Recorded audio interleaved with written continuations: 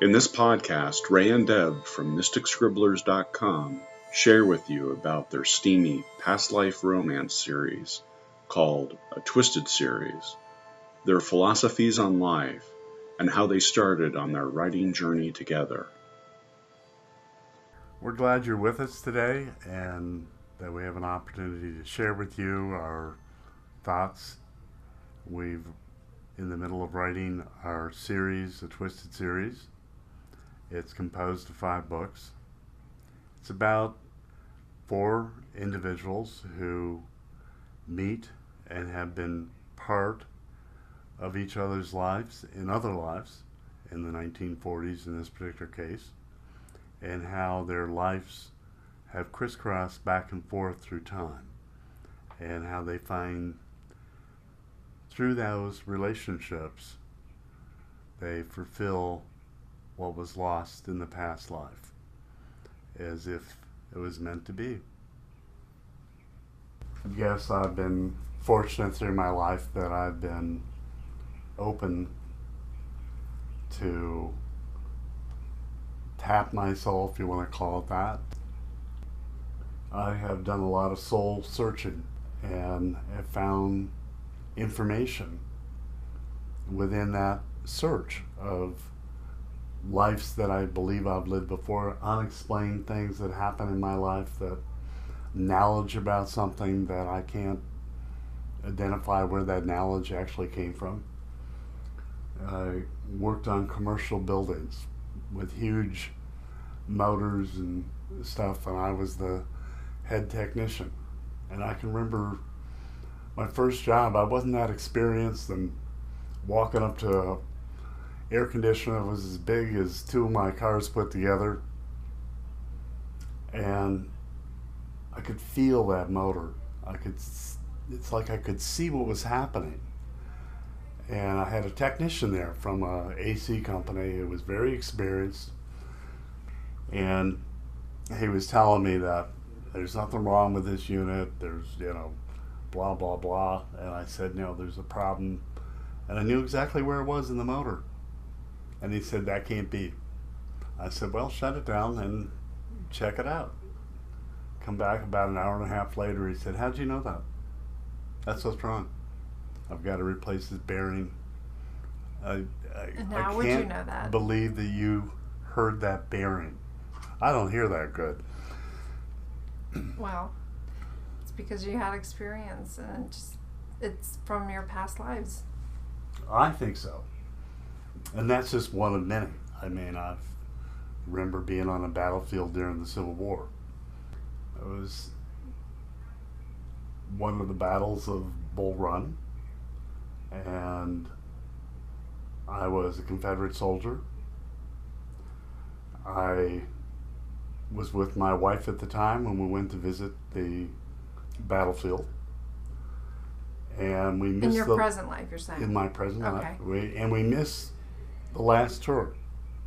So I said to her, well, let's just walk out there. We'll stand on this high ridge over here. And we walked out on that high ridge, and she said, you got a really distant look in your eyes. And I began to talk about, and we were up here. And we charged down, and she said, you kept saying we, and we charged down towards that fence down there at the bottom. And we rode around to the right and came back up this ridge over here, and I said, the last thing I remember is just being on top of the mountain, the top of this hill. At which point the guide who had taken the last group is walking out, and my wife said, oh, let's go stand, we can at least listen to what he has to say. He said, and the Confederates were on the top of this hill. Their cavalry charged down the hill. So it wasn't as if you were told, you just knew. You absolutely just knew it because you experienced it. Explain that.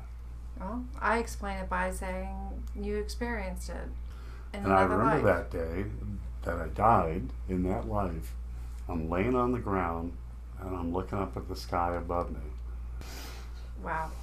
Well, it's obvious that you were there. To me, it's not just a coincidence. I look at it as that's a recall. I believe that we're composed of a soul. We're inside a body, which we can, I guess, refer to, if you want to, for simplicity, a vehicle that by which the soul travels.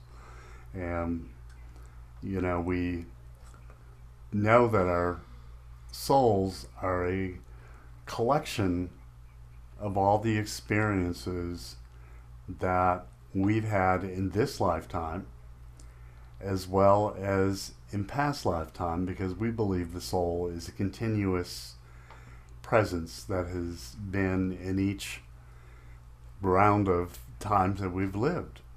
And it's hard to understand why somebody like Adolf Hitler would come back, or what's his name?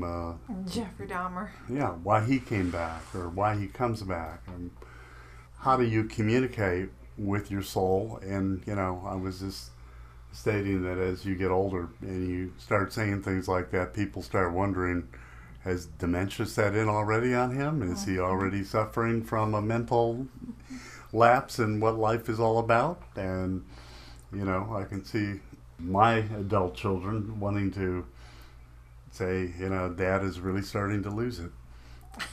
Well, if you bring it up too much, but the problem is that's what we do. We write about past lives. And why is that important? Because I look at romance. Why am I a romance writer? I ask myself that question. I'm a male. Males statistically are not very successful in being romance authors because women just don't think we got it. We have no understanding of what romance is. A male's idea of romance is how lucky can I get by what I do or say, whether I give the right Hallmark card, buy the right flowers, candies, and of course jewelry is a real bonus. And that's particularly if you want to get lucky. And so women who read romance novels by males figure that's my take. So, Deb. Yes. What is it that you guys are really looking for? We're looking for what's in our book, which is really cool. A connection. An overwhelming desire to be with that person. You can't leave them alone. You can't get them out of your head. You want to eat, breathe, and feel them constantly. And that's what romance is about. And that's what we write about. But we bring the element of past lives into it, which makes a connection that we crave that much stronger. Yeah, our books are about this type of romance. And this is a definition of romance from the Urban Dictionary.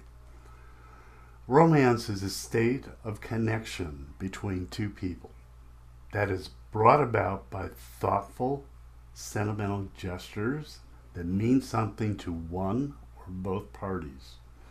Gestures that communicate care and understanding and love, as well as desire to reach out and connect through the heart with a partner. The purpose of romance is to show the person you love that you're thinking about them, that you would like them to slow down so you can connect with them, so you can share love again.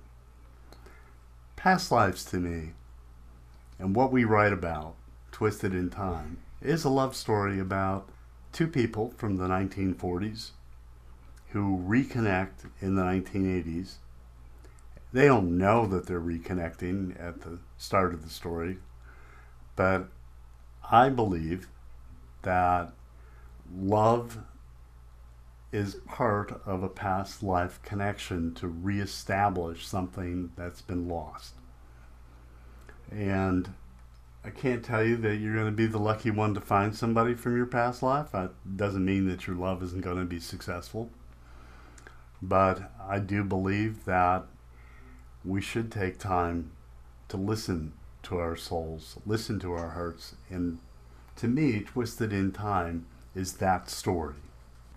And A Lost Romance Found is a part of that story, where they talk about the last 3 days that this couple in the 1940s share before he loses his life.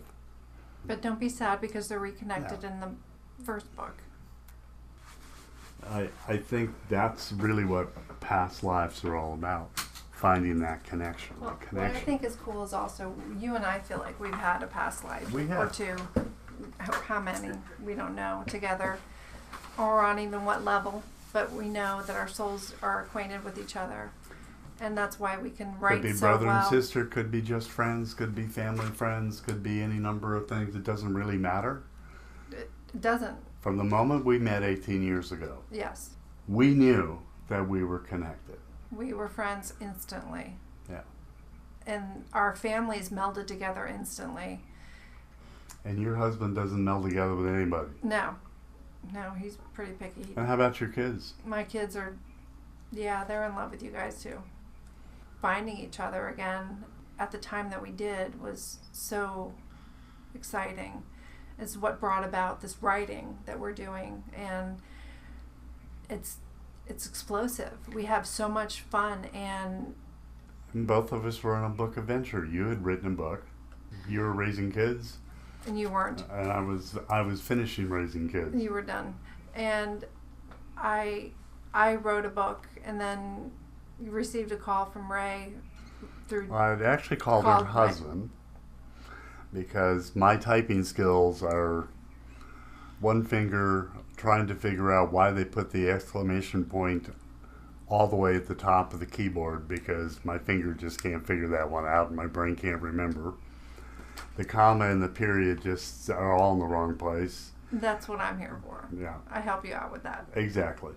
And so I called her husband because I had his number. I'd done some work in their house many years before.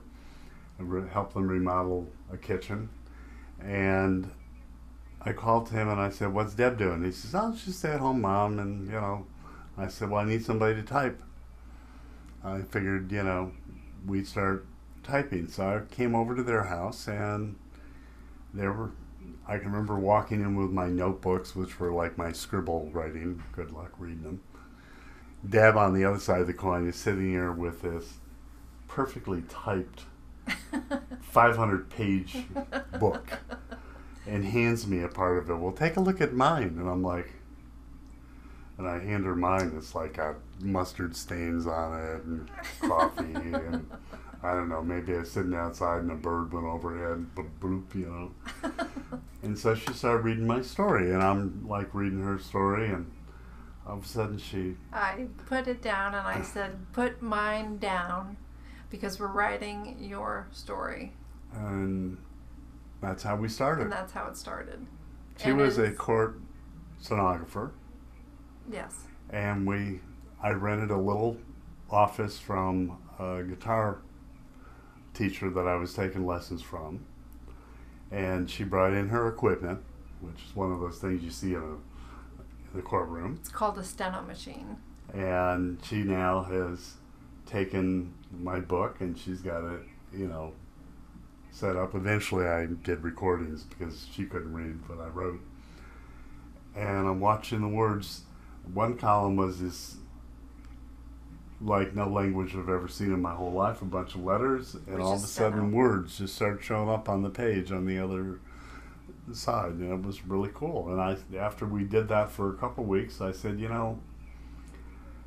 I'm not a romance novel reader.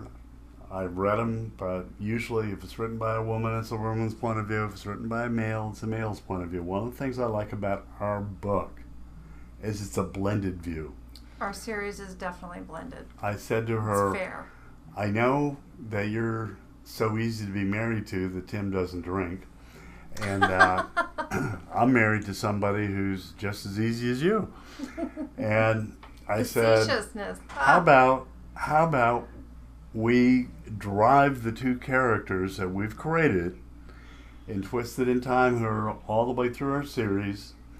You drive the female character, I'll drive, and let's collide, And we rather collaborated. than and make it a real story, a real collision, the way real life is, because that's what I think the story's all about. And it works. It really works. Everyone who's read it has enjoyed it, and they wait for the next book, as we do too.